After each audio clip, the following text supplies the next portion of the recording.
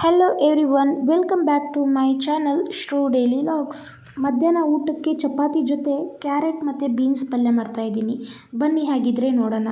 ಒಂದು ಬಾಣಲಿಗೆ ನಾನು ಎಣ್ಣೆ, ಜೀರಿಗೆ, ಸಾಸಿವೆ, ಕರಿಬೇವು ನಾನು ಸ್ಕಿಪ್ ಮಾಡ್ಕೊಂಡಿದ್ದೀನಿ, ನೀವು ಆ್ಯಡ್ ಮಾಡ್ಕೋಬೋದು ಫ್ರೆಂಡ್ಸ್.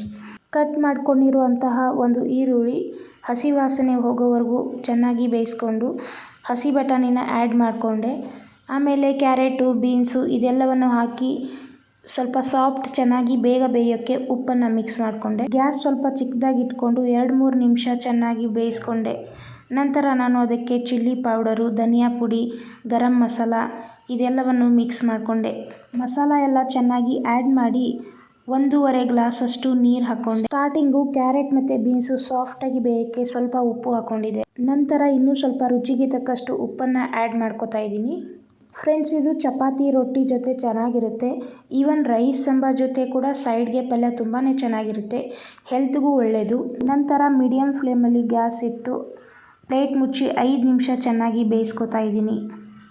ನೀವು ಕೂಡ ಟ್ರೈ ಮಾಡಿ ಈ ರೆಸಿಪಿಯನ್ನು, ಮತ್ತು ದಯವಿಟ್ಟು ಕಮೆಂಟ್ ಮಾಡಿ ರೆಸಿಪಿ ಹೇಗಿತ್ತು ಎಂದು. ಮತ್ತಷ್ಟು ಹೊಸ ವಿಡಿಯೋಗಳಿಗೆ ಲೈಕ್, ಶೇರ್, ಸಬ್ಸ್ಕ್ರೈಬ್ ಮಾಡ್ಕೊಳ್ಳಿ. ಅಲ್ಲಿವರೆಗೂ ಬಾಯ್ ಗೈಸ್.